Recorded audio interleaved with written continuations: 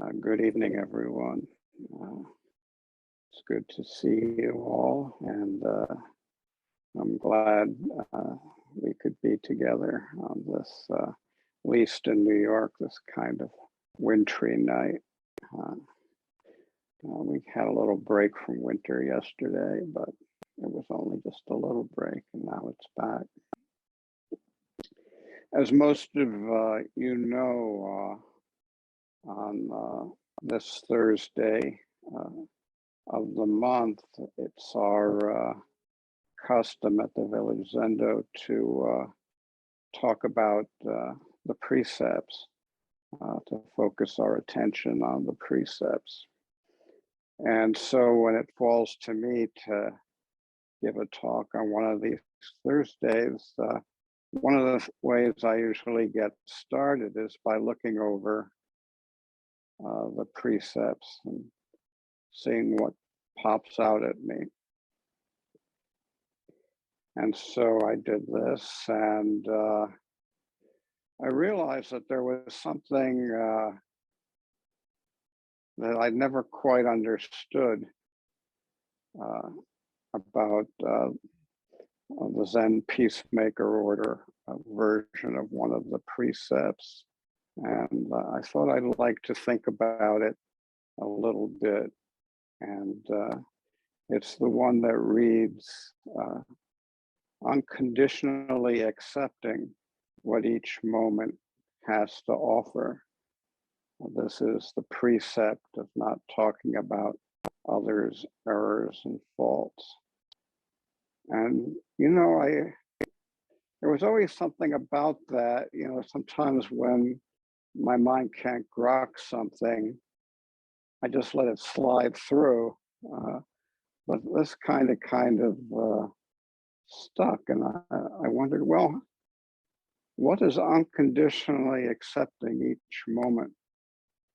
What each moment has to offer? What does that have to do with not discussing others' errors and faults? And I said, gee, wow.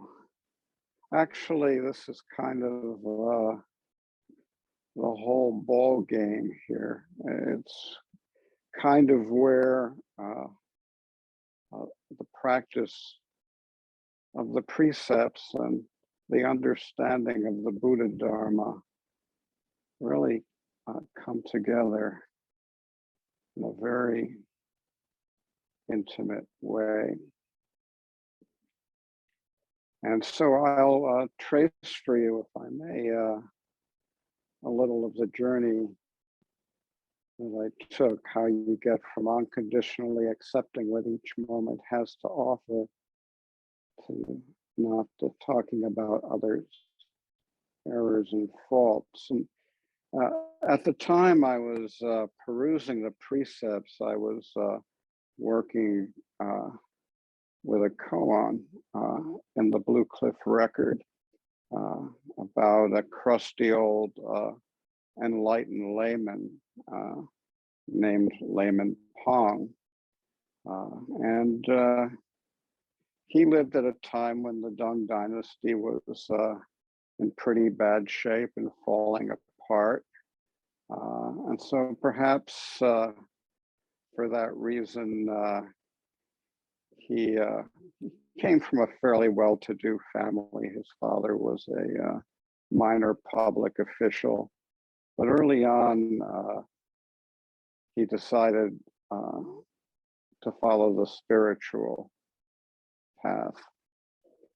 And so as he entered early middle age, he sunk all his worldly possessions in a big boat and sunk it in the middle of a lake, and took to wandering around to various monasteries and jousting with the various teachers there, engaging them in Dharma combat. And he got a tremendous reputation as an enlightened sage. So he appointed, he went to visit the Master Yaoshan's monastery, and was greeted with great ceremony. And when it was time for him to leave, he was given a retinue of 10 monks to escort him to the monastery gate. And maybe it was a night somewhat like tonight in New York. And he pointed to the snowflakes in the air, and he said, "Beautiful snowflakes. They don't fall anywhere else but here." And one of the monks named Quan said, "Where do they fall?" And the layman slapped him, which was actually a very compassionate response in terms of the mores of the times. But the monk didn't get it. He said, even a layman shouldn't be so coarse.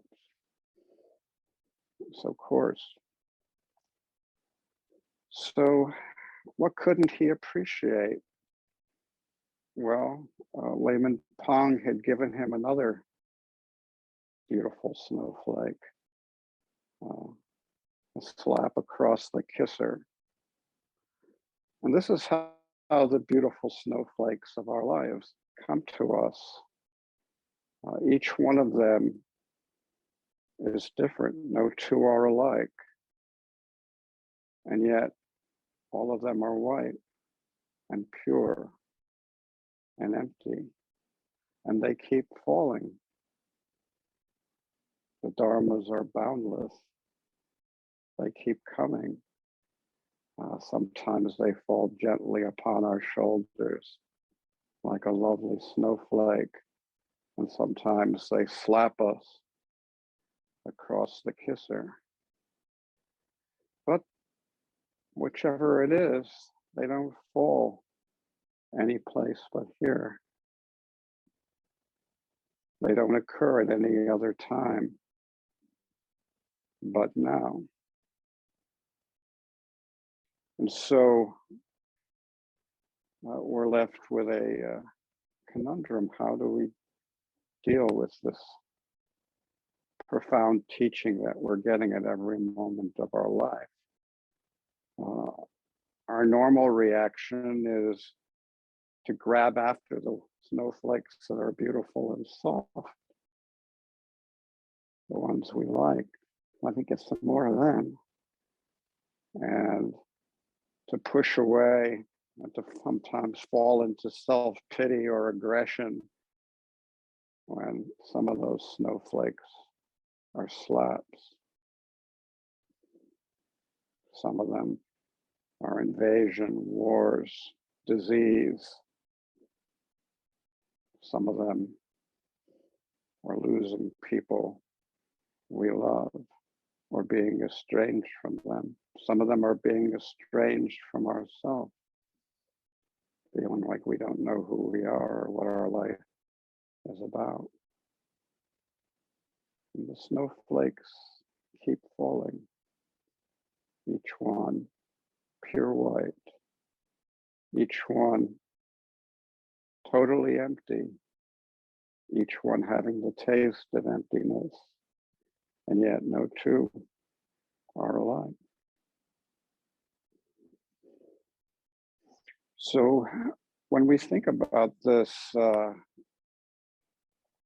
think we get a little picture of what we're signing on to when we talk about accepting what each moment has to offer unconditionally, accepting it, whether it's a slap or a gentle snowflake or a cup of tea or a boot in our rear end, accepting it, whether it's life or whether it's death.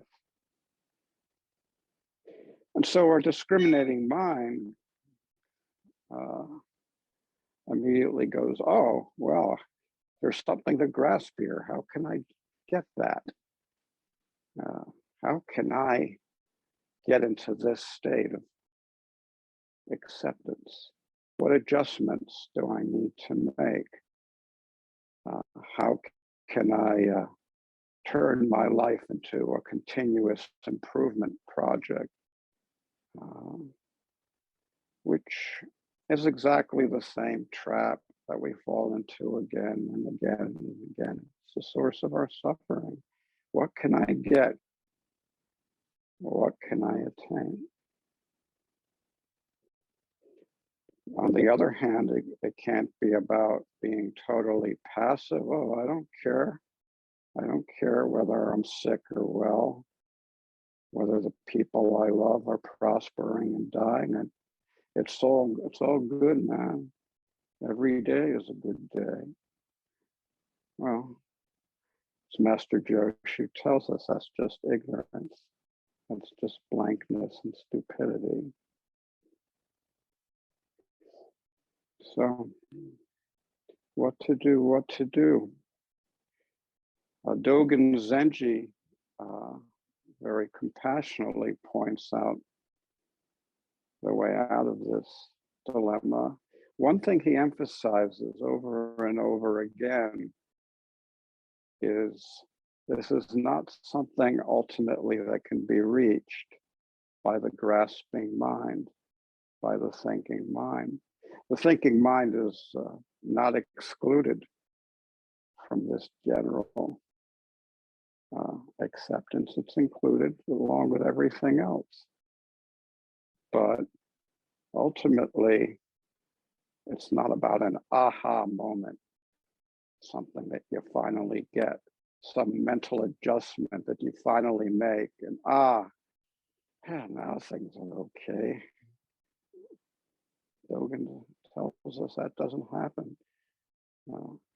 I read this very early on when I started reading about Zen in my 20s, and as soon as I read it, I wanted nothing to do with Dogen.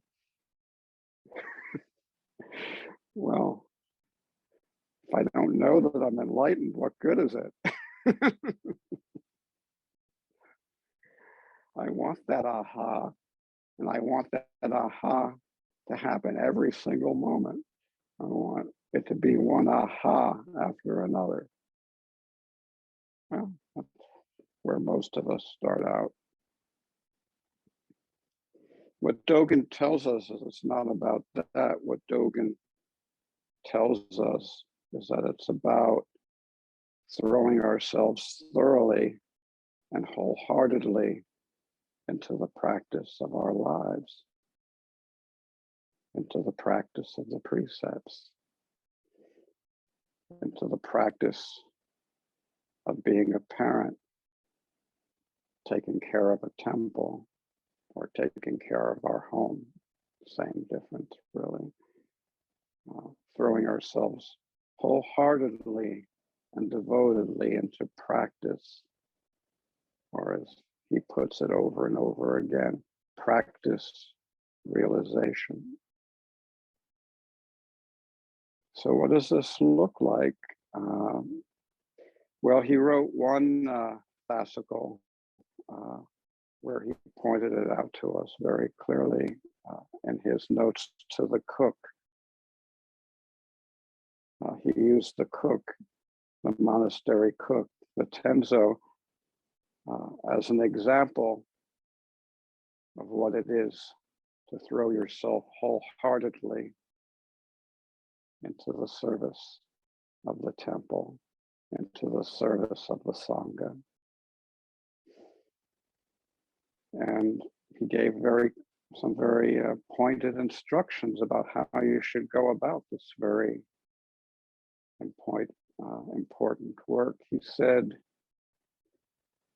when you're cooking the meal, you shouldn't rejoice if you're given a big budget and can afford to buy fancy food, nor should you despise ordinary greens. Whatever the ingredients are for that day, your job is to throw the whole passion of your practice into preparing a sustaining meal for the Sangha. And he said about the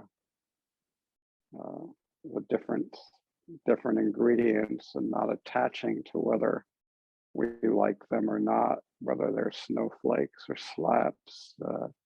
He said this, it's very beautiful. He said, the many rivers which flow into the ocean become the one taste of the ocean. When they flow into the pure ocean of the Dharma, there are no such distinctions as delicacies and plain food. There is just the one taste, and it is the Buddha Dharma, the world itself as it is.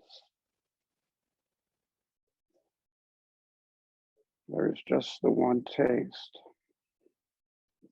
the Buddha Dharma, the world itself as it is. Whether you like it or don't like it, whether it's a snowflake or a slap, whether it's a delicacy or an ordinary green, all of them are different from each other, and yet all are equally empty. All flow into the ocean of the Dharma. All eventually, when they flow into the Dharma, into the ocean, have the same taste. It is the taste of the Buddha Dharma, the taste of the world itself as it is.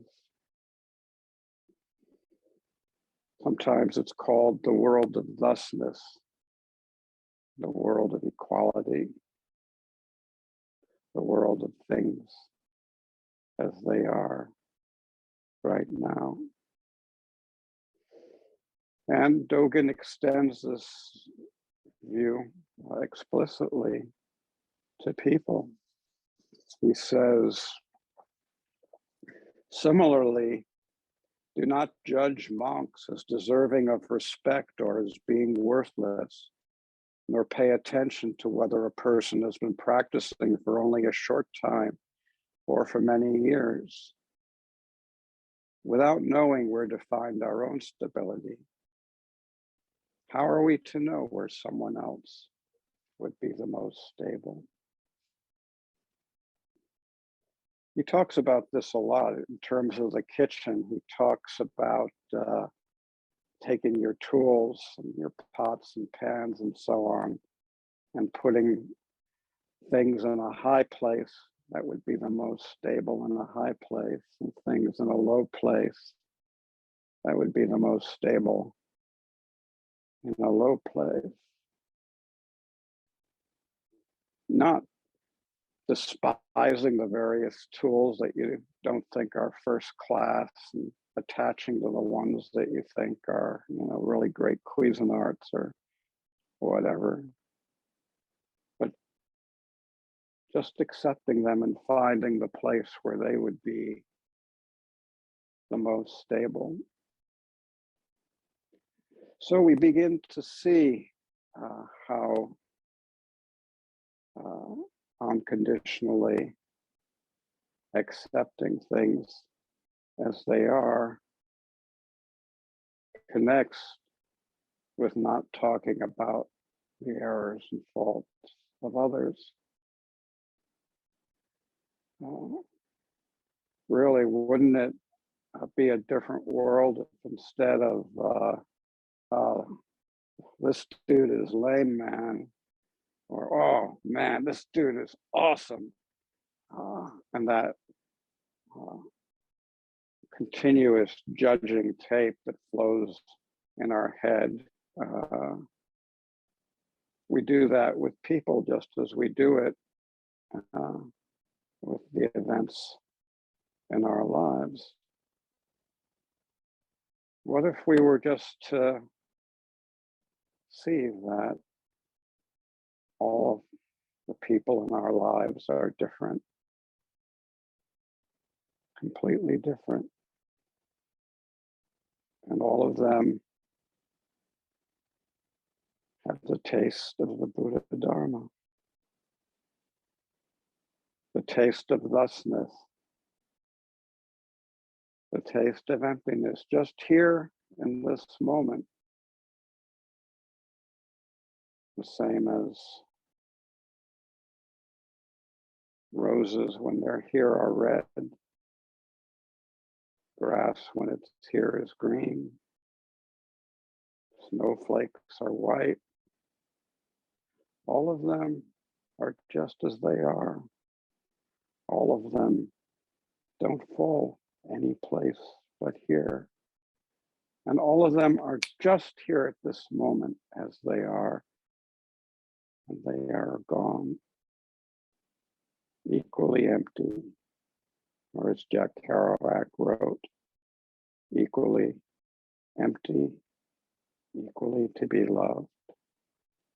Buddha.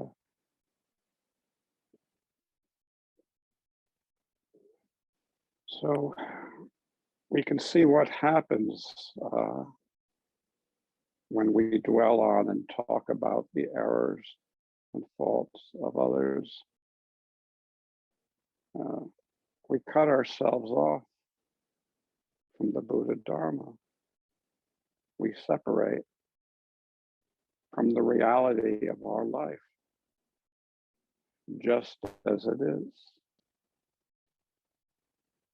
Bodhidharma said self-nature is mysterious. In the realm of the flawless Dharma, not expounding upon error, is called the precept of not talking about the errors and faults of others. Not expounding upon error. To grasp that, just look at how your own mind works. How often does it expound upon error every day? The error that the world is committing by being the way it is, not to your liking. The error that others are committing by not believing what you believe, being the way you want them to be, looking like the way you want them to look.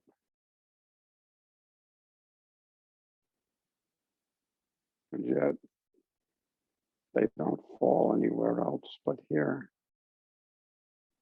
They don't appear any place but at this time, right now. Here comes everybody. Donald Trump, Vladimir Putin, you, me, Mrs. McGillicuddy.